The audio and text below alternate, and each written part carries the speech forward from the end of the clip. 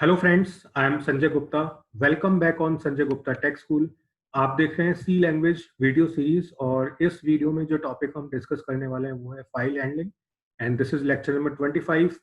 तो पहले file handling का कंसेप्ट देखेंगे, फिर कुछ टेक्निकल चीजें related to file handling and last में आप देख सकते हैं कि इसमें लिखा है example to understand file handling in C. तो आपको मैं दो दो प्रोग्राम्स इंप्लीमेंट करके बताऊंगा जो आपको बताएंगे कि फाइल हैंडलिंग बेसिकली सी में कैसे इंप्लीमेंट करते हैं। एंड मेरे पिछले वीडियोस में मैंने आपको पॉइंटर्स के बारे में बताया था, तो लेक्चर नंबर 22, 23 एंड 24 अगर आपने देखे हो तो आपको पॉइंटर प्रॉपर्ली समझ में आ गया होगा। बट फिर भी अगर आपको कोई डाउट है या फाइल हैंडलिंग से रिलेटेड कोई डाउट होता है तो आप मुझसे ईमेल या व्हाट्सएप के थ्रू कम्युनिकेट कर सकते हैं। एंड फाइल हैंडलिंग के टोटल 3 वीडियोज होंगे। ये लेक्चर नंबर 25 है जो बेसिक्स कवर करेगा। देन लेक्चर नंबर 26 आएगा जिसमें मैं आपको बहुत सारे प्रोग्राम्स इंप्लीमेंट करके बताऊंगा जो टोटली प्रैक्टिकल ओरिएंटेड होगा। एंड 27 लेक्चर नंबर में हम बल्क डेटा फाइल हैंडलिंग के थ्रू कैसे मैनेज करते हैं वो मैं आपको बताऊंगा। तो तीनों वीडियोस देखने के बाद आप फाइल हैंडलिंग में एक्सपर्ट हो जाएंगे। और फाइल हैंडलिंग बहुत इंपॉर्टेंट है क्योंकि अगर आप सी प्लस प्लस या जावा जैसी लैंग्वेजेस आगे फ्यूचर में पढ़ेंगे तो आपको वहां पर भी फाइल हैंडलिंग का कंसेप्ट यूज करना होगा। और आजकल जो लैंग्वेजेस है उन्होंने फाइल हैंडलिंग के कंसेप्ट को थोड़ा सा मॉडिफाई कर दिया है। That is known as DBMS, database management system. But C में डेटाबेस मैनेजमेंट सिस्टम अवेलेबल नहीं है, यहाँ से फाइल हैंडलिंग ही अवेलेबल है। तो हमें इसी को सीखना होगा। तो आप बिगिनर हैं इसलिए आपको पता होना चाहिए कि बेसिकली फाइल हैंडलिंग क्या होती है। एंड डेटाबेस भी इसी से रिलेटेड होता है बट उसमें जो इम्प्लीमेंटेशन अप्रोच है वो डिफरेंट होता है। सो सबसे पहले बात करते हैं बेसिकली फाइल होती क्या है। ठीक है, तो अगर हम देखें कि यहाँ पर जो डेफिनेशन लिखा है बोल रहा है कि file is a collection of data और इन्फॉर्मेशन। तो आप कहेंगे कि इट इज करेक्ट बिकॉज अगर आप कंप्यूटर या मोबाइल फोन यूज करते हैं तो आप कुछ भी स्टोर करने के लिए कोई ना कोई फाइल क्रिएट करते हैं। अब वो फाइल का टाइप कुछ और हो सकता है क्योंकि डिपेंड करता है कि क्या डेटा आप उसमें स्टोर कर रहे हैं। तो जैसे एमएस वर्ड की फाइल बनाएंगे तो वर्ड से रिलेटेड आपका फाइल क्रिएट होगा। अगर आप कोई सॉन्ग स्टोर कर रहे हैं तो उसके रिलेटेड फाइल बनेगी, कोई वीडियो स्टोर कर रहे हैं तो उसके रिलेटेड। तो हर फाइल का टाइप डिफरेंट होता है और उसमें डेटा भी डिफरेंट होगा। But file is permanent storage location of data. जो फाइल हम कंप्यूटर में स्टोर करते हैं वो हार्ड डिस्क के अंदर जाके स्टोर होता है। इट मीन्स वो परमानेंटली स्टोर्ड है, हम उसको कभी भी रीड कर सकते हैं और उसको कभी भी एडिट या डिलीट कर सकते हैं, हमारा उस पर पूरा कंट्रोल होता है। राइट, ठीक। तो बेसिकली फाइल डेटा स्टोर करने के काम में आती है। तो अभी एक बार के लिए आप भूल जाओ कि आप फाइल हैंडलिंग इन सी पढ़ रहे हैं। अभी हम सिर्फ ये जान रहे हैं कि फाइल बेसिकली क्या होती है। ठीक है, फिर मैं उस फाइल को रिलेट करूंगा सी प्रोग्राम से तो आपको समझ में आएगा कि सी प्रोग्रामिंग के अंदर बेसिकली फाइल का यूज क्या है। तो अगर हम टाइप की बात करें तो दो टाइप्स अवेलेबल हैं, टेक्स्ट फाइल और बाइनरी फाइल। तो टेक्स्ट फाइल में डेटा कैरेक्टर फॉर्मेट में स्टोर होता है जबकि बाइनरी फाइल के अंदर डेटा बाइनरी फॉर्मेट में स्टोर होता है। तो टेक्स्ट फाइल को मेंटेन करना इजी होता है as compare to binary file. तो आपकी चॉइस है कि आप किस पर्टिकुलर फाइल को प्रेफर करते हैं। तो सी प्रोग्राम के थ्रू हम टेक्स्ट और बाइनरी दोनों तरह की फाइल को मैनेज कर सकते हैं। देन एक्सेस मेथड, तो एक सीक्वेंशियल एक्सेस होता है और एक रैंडम एक्सेस। तो ये जैसा कि नाम से ही क्लियर है, सीक्वेंशियल में आपको एक एक एलिमेंट को रीड करना पड़ेगा। तो अगर मैं एग्जांपल लूं एरे का, तो एरे बेसिकली रैंडम एक्सेस होता है बट हम उसको सीक्वेंशियली भी एक्सेस कर सकते हैं। तो आप एरे को 0 1 2 3 इंडेक्स बाय इंडेक्स भी एक्सेस कर सकते हो और आप चाहें तो किसी डायरेक्टली किसी पर्टिकुलर इंडेक्स को भी एक्सेस कर सकते हैं। तो सेम फाइल के साथ है, फाइल को आप सीक्वेंशियली भी एक्सेस कर सकते हैं और किसी रैंडम लोकेशन को भी आप एक्सेस कर सकते हैं। तो ये थोड़ा सा बेसिक था फाइल से रिलेटेड। अब बात करते हैं कि फाइल हैंडलिंग बेसिकली सी में कैसे काम आएगा। तो 3 पॉइंट यहाँ लिखे हुए हैं। पहला पॉइंट बोलता है a C program takes some input from user and provides some output to the user. ये आप सबको मालूम ही है अब, क्योंकि आपने इतने सारे वीडियोस देखे हैं, बहुत सारे प्रोग्राम्स आपने इंप्लीमेंट किए। तो आपने देखा होगा कि जब हम कोई भी सी प्रोग्राम लिखते हैं और उसको जब रन करते हैं तो यूजर से वो इनपुट रिसीव करता है और कैलकुलेशन करने के बाद कोई ना कोई आउटपुट वो यूजर को डिस्प्ले करेगा। ठीक है, तो अब आप कहेंगे कि क्या सी का प्रोग्राम स्टोर करना इज फाइल हैंडलिंग। तो मैं बोलूंगा नहीं, सी का प्रोग्राम स्टोर करना मतलब हम एक फाइल क्रिएट कर रहे हैं। फाइल हैंडलिंग का कंसेप्ट बेसिकली थोड़ा सा डिफरेंट होता है, तो वो आपको आगे जो पॉइंट्स लिखे हैं वो बताएंगे। तो पहला पॉइंट सबको क्लियर होगा। अब सेकंड पॉइंट की अगर हम बात करें तो ये बोल रहा है दिस इनपुट और output is displayed on console which is temporary. तो जब आप एक प्रोग्राम को रन करते हैं तो प्रोग्राम कुछ इनपुट रिसीव करता है और कुछ आउटपुट डिस्प्ले करता है। तो वो इनपुट आउटपुट कंसोल पर अवेलेबल होता है। जैसे ही कंसोल आपने क्लोज किया और आप अपने वापस प्रोग्राम पर आए, या आप अपने कंपाइलर जैसे डेव सी प्लस प्लस जो हम इस पूरी वीडियो सीरीज में यूज कर रहे हैं उसको हमने क्लोज कर दिया, तो अब ये बताओ क्या जो हमने इनपुट आउटपुट वहां पर मेंटेन किया था क्या वो कहीं स्टोर हुआ? तो आप बोलेंगे नहीं, क्योंकि अगर उसी इनपुट आउटपुट को हमें देखना है वापस से तो हमें फिर से प्रोग्राम को रन करना पड़ेगा, फिर से इनपुट देना पड़ेगा और फिर आउटपुट रिट्रीव करना पड़ेगा। ठीक, तो इट मींस जो इनपुट आउटपुट अभी तक हम मेंटेन कर रहे थे वो क्या है? टेम्परेरी। ठीक, थर्ड पॉइंट ध्यान से पढ़ना। अब if we want to store input and output of a C program permanently, then an external entity such as file is linked with C program. This process is known as file handling. तो इसका मतलब C program store करने के लिए तो हम already एक file बना रहे हैं जिसमें सी का कोड लिखा हुआ रहता है, बट सी प्रोग्राम को रन करने के बाद जो इनपुट आउटपुट जनरेट होता है उसको भी स्टोर करने के लिए एक और फाइल बनाएंगे, and this whole process is known as file handling. तो अब आपको इस डायग्राम से ये चीज और प्रॉपरली समझ में आएगी। तो अभी तक आपने अपना जो प्रोग्राम स्टोर किया होगा वो किसके थ्रू स्टोर किया? एक फाइल के थ्रू, जो कि डॉट सी के थ्रू आप सेव करते हैं। तो ये लो मैंने लिखा डॉट एंड सी, ठीक है, जिसको हम सोर्स कोड बोलते हैं, या आप सी प्रोग्राम सी कोड कुछ भी बोल सकते हैं। ठीक है, आपने प्रोग्राम लिखा, जैसे ही आप प्रोग्राम को रन करते हैं वो ऑटोमेटिकली किससे लिंक हो जाता है? कंसोल से। तो कंसोल पर आउटपुट भी जाता है और कंसोल से इनपुट भी आता है, तो हम इसको बाई डायरेक्शनल बोल सकते हैं। अगर मैं इस एरो को बाई डायरेक्शनल बना दूं तो ये वैलिड होगा। ठीक है, तो अभी क्या हो रहा है? ये इनपुट और यहां मैंने लिखा आउटपुट। तो सी प्रोग्राम इनपुट रिसीव करेगा और सी प्रोग्राम आउटपुट कंसोल पर थ्रो कर देता है। ठीक, बट कंसोल पर जो आउटपुट डिस्प्ले होता है या इनपुट आपने रिसीव किया वो कहीं भी स्टोर नहीं हुआ।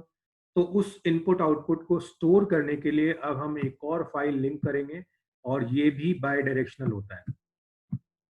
इट मींस आप सी प्रोग्राम का जो आउटपुट है वो फाइल में स्टोर कर सकते हैं, और फाइल से सी प्रोग्राम इनपुट रिसीव भी कर सकता है।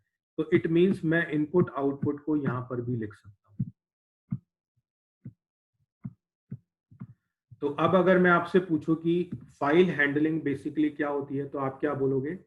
कि अगर हम अपने सी प्रोग्राम का इनपुट आउटपुट परमानेंटली स्टोर करना चाहते हैं तो हमें एक और फाइल क्रिएट करना पड़ेगा other than source code, and maintaining these two files through C program is known as file handling. ठीक है, तो अब मैं आपको एक बार ये जो सी प्रोग्राम और कंसोल वाली चीजें वो बता देता हूं ताकि आप रियल में फील कर पाए कि हाँ, रियल में हमारा जो इनपुट आउटपुट है वो स्टोर नहीं होता, और उसको स्टोर करने के लिए हमें फाइल हैंडलिंग की रिक्वायरमेंट है, मतलब एक और फाइल बनाने की जरूरत है। तो अपन अपने Dev C plus plus compiler के पास है, और इस कंपाइलर के अंदर मैं एक छोटा सा प्रोग्राम लिखूंगा जो हमने बिल्कुल बिगिनिंग में लिखा था।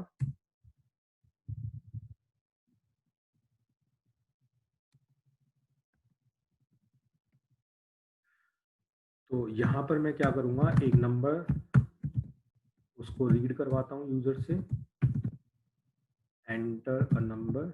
तो इससे आपको लगेगा कि हाँ यूजर इनपुट कर रहा है, और फिर उसी नंबर को अपन वापस प्रिंट करा देंगे। तो ये मैंने स्कैन किया, %d %n, ठीक है, और फिर printf \n you have entered equals to %d, n। ठीक है, तो अब देखो ये जो प्रोग्राम हमने लिखा है ये भी एक फाइल है जिसको हमने किस नाम से सेव किया हुआ है? test.c के नाम से। तो अब मैं इसको जब रन करूंगा तो कंसोल ओपन होगा।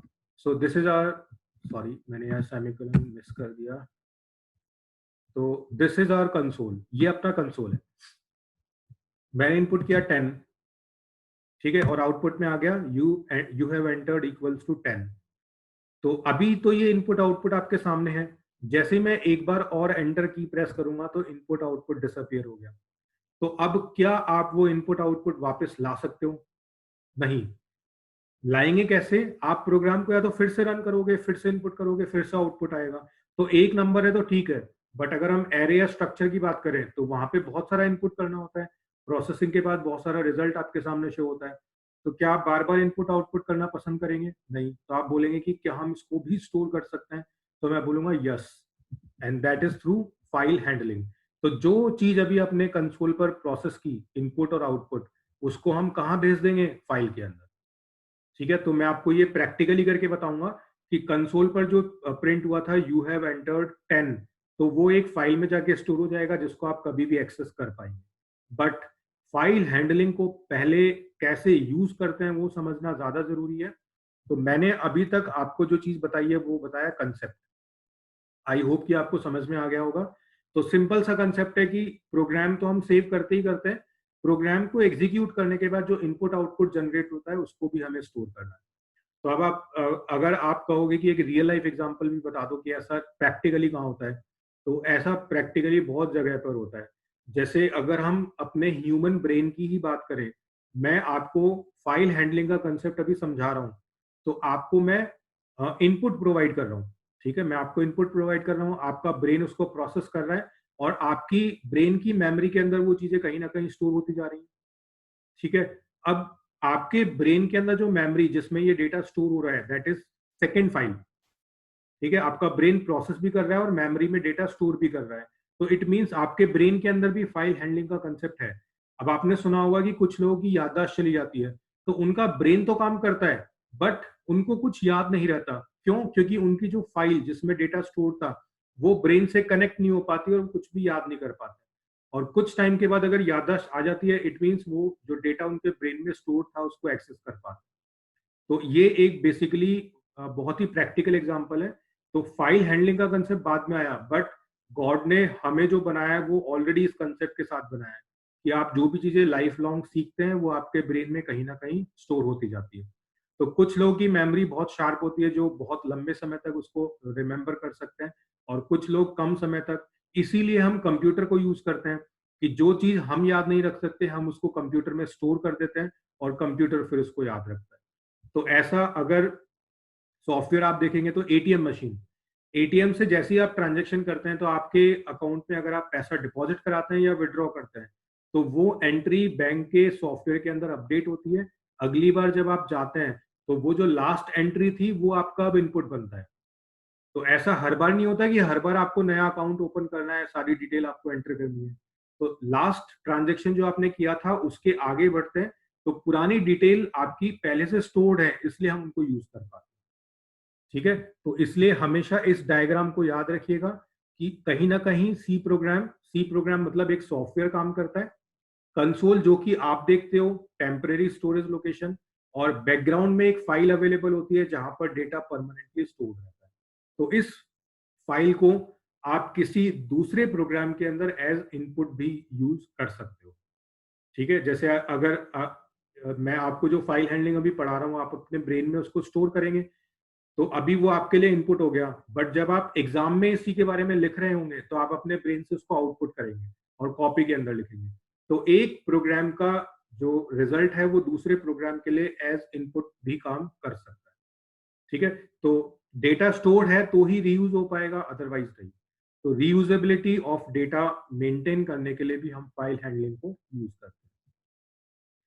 ठीक है, अब आगे बढ़ते हैं। तो ये छोटी छोटी चीजें हैं जो फटाफट से अपन कवर करेंगे, फिर आप वेट कर रहे होंगे कि एक प्रैक्टिकल एग्जांपल अगर हम देख लें तो हमें चीजें बहुत अच्छे से समझ में आ जाएंगी।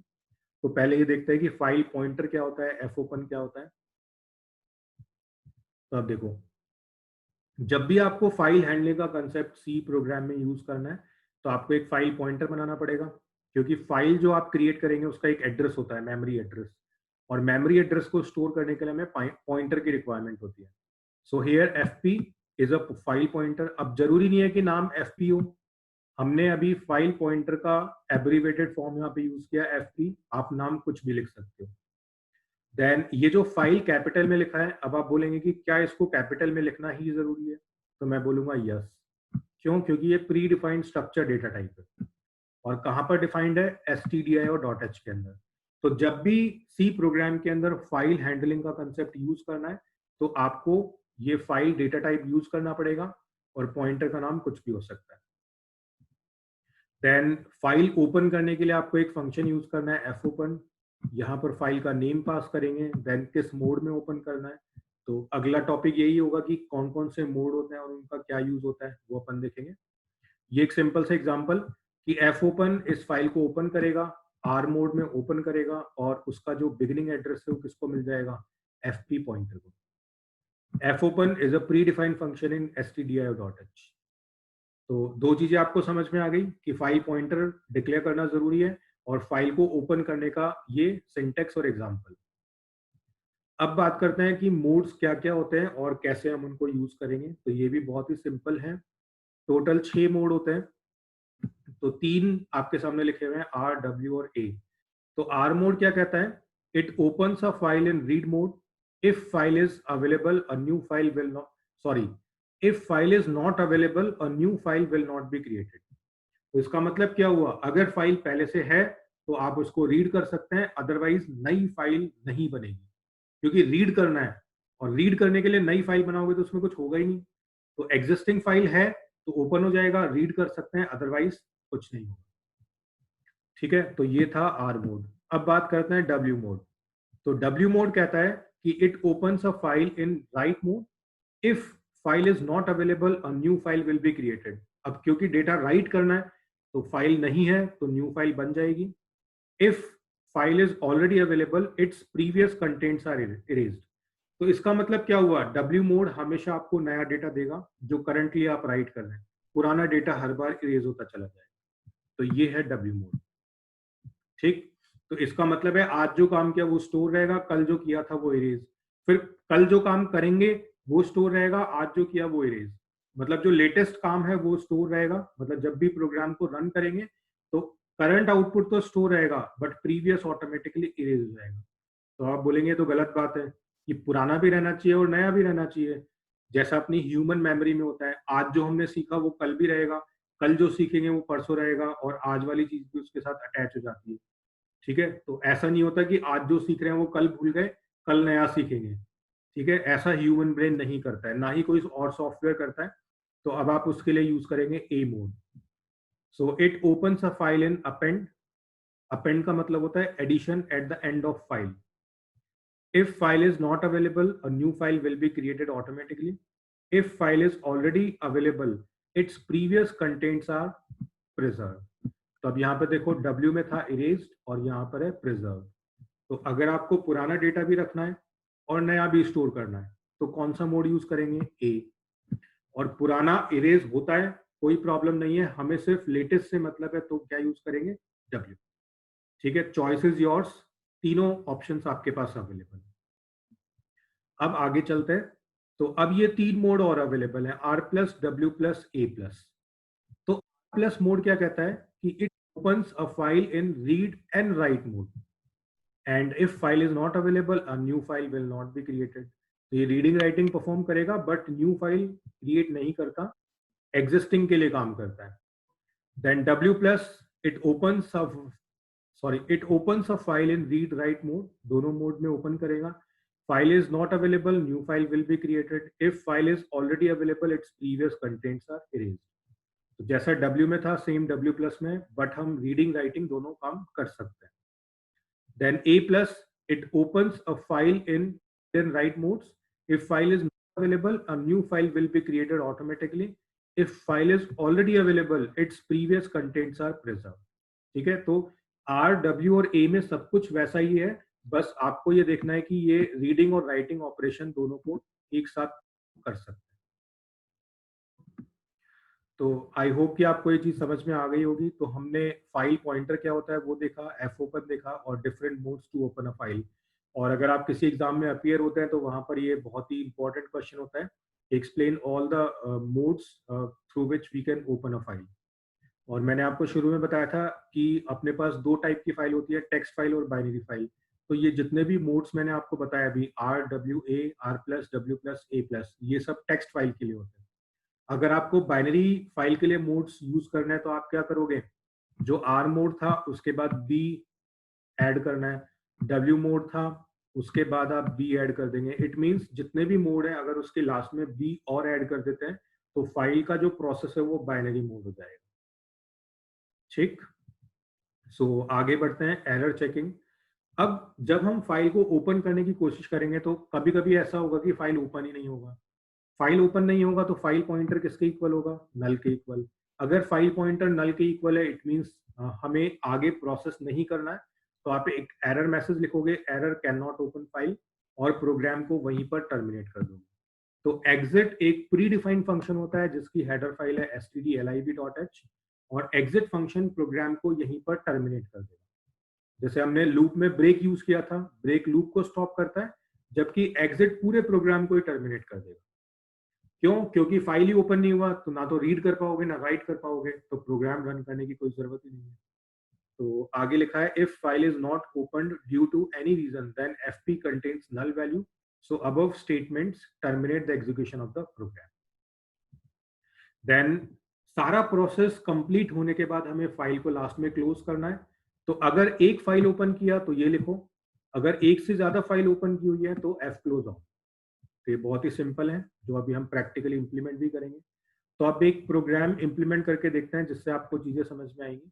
तो हमने file pointer, F open, different modes, error checking, F close all, ये सब कवर किए।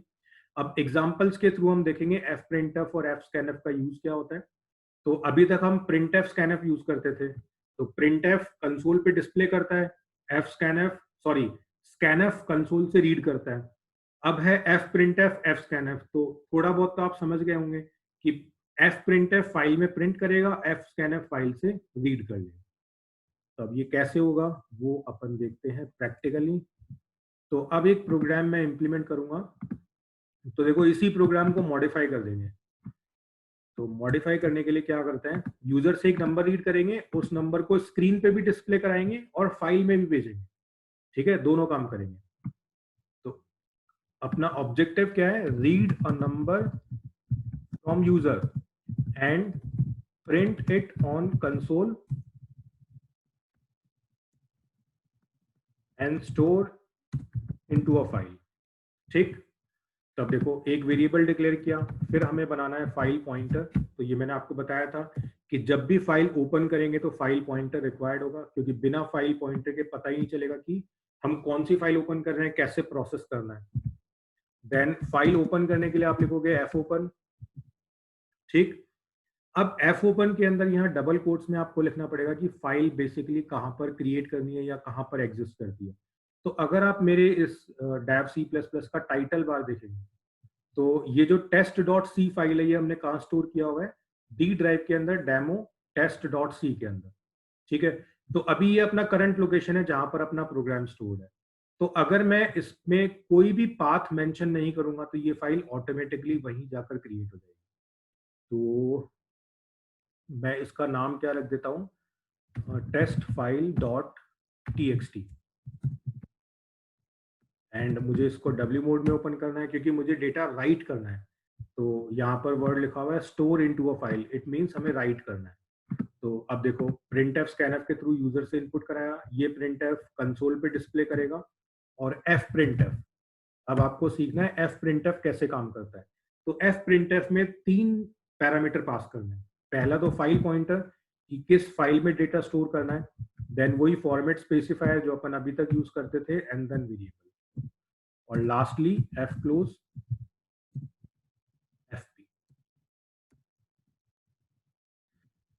तो अगर आप देखेंगे तो हमने फाइल पॉइंटर यूज किया, एफ ओपन यूज किया, मोड यूज किया W, एरर चेकिंग हमने नहीं किया तो वो भी कर सकते हैं, वो आप यहां पर करेंगे। If fp double equals to null, तो आप क्या लिखोगे, printf can not open file exit 1।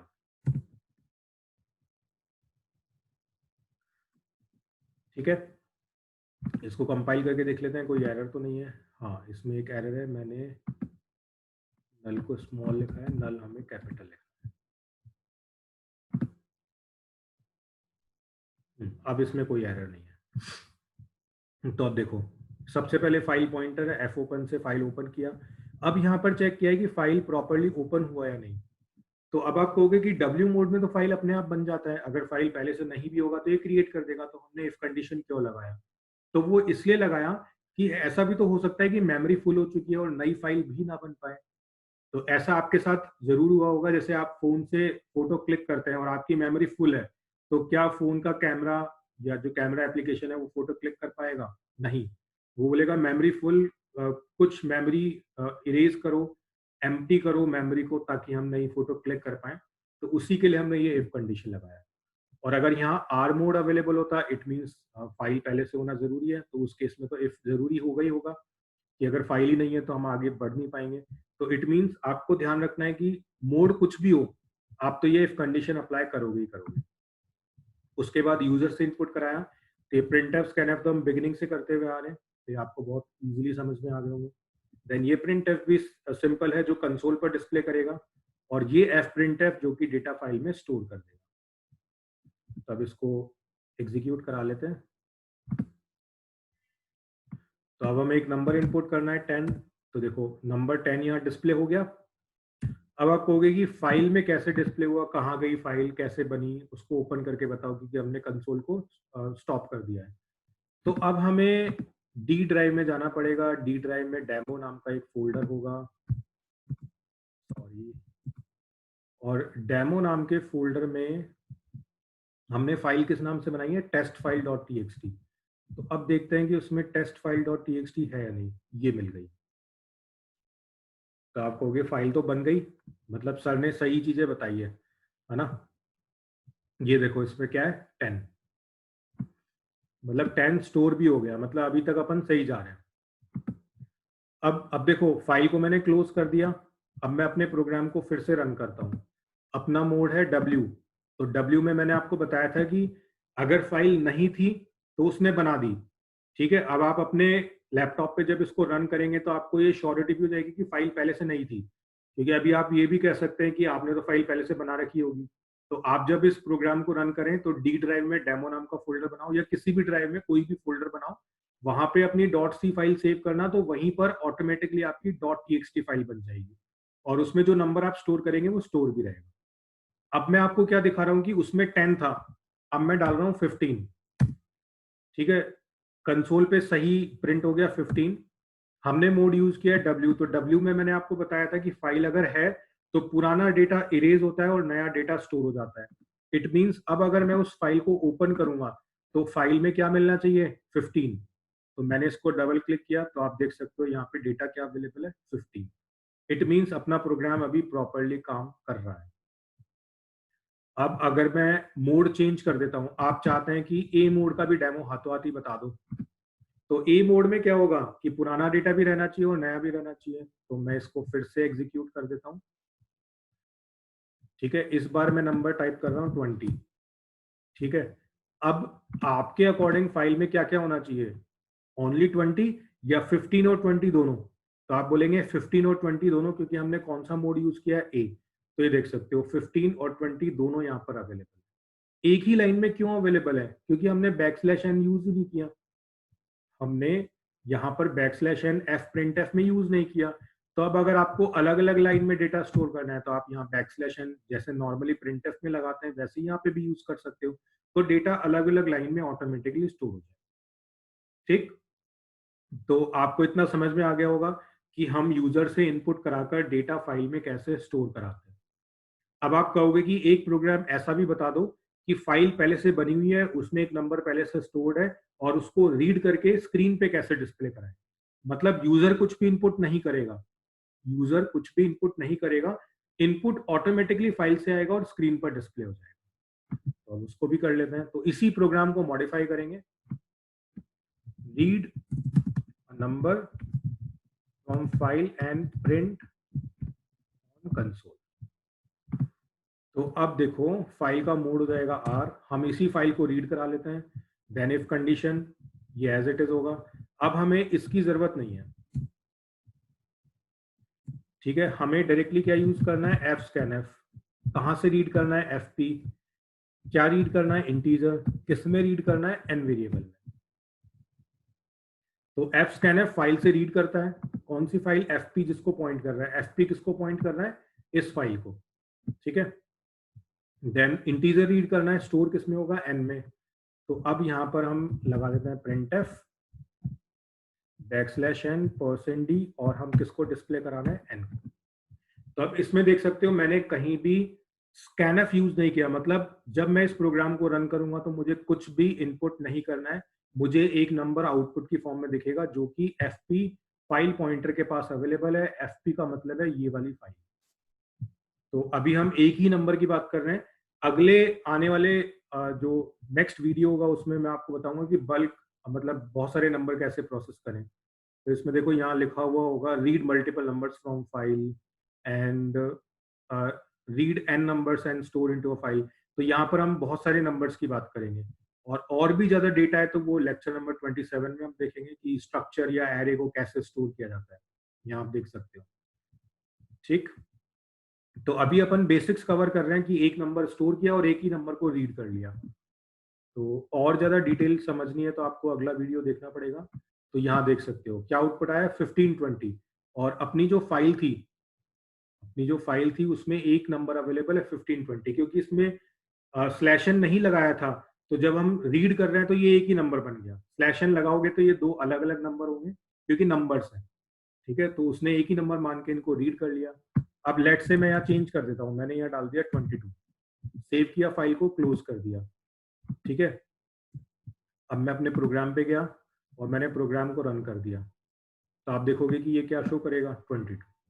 तो जो भी नंबर आपकी फाइल में होगा ये ऑटोमेटिकली रीड कर लेगा। तो आई होप कि अब आपको समझ में आ गया होगा कि जो इनपुट आउटपुट अपन मैनेज कर रहे हैं वो परमानेंट है और एक प्रोग्राम का आउटपुट दूसरे प्रोग्राम के लिए इनपुट भी बना। जो हमने पहला प्रोग्राम लिखा था जिसमें डेटा फाइल में राइट किया, उसी डेटा को हमने दूसरे प्रोग्राम के थ्रू रीड कर लिया। तो एक प्रोग्राम का आउटपुट दूसरे प्रोग्राम के लिए इनपुट का भी काम कर रहा है। तो जो मैंने आपको शुरू में एक्सप्लेन किया था एक डायग्राम के थ्रू, तो अब आपको ये डायग्राम प्रॉपरली समझ में आ गया होगा कि कंसोल पर आज तक जितना भी डेटा मैनेज कर रहे थे वो टेम्परेरी था।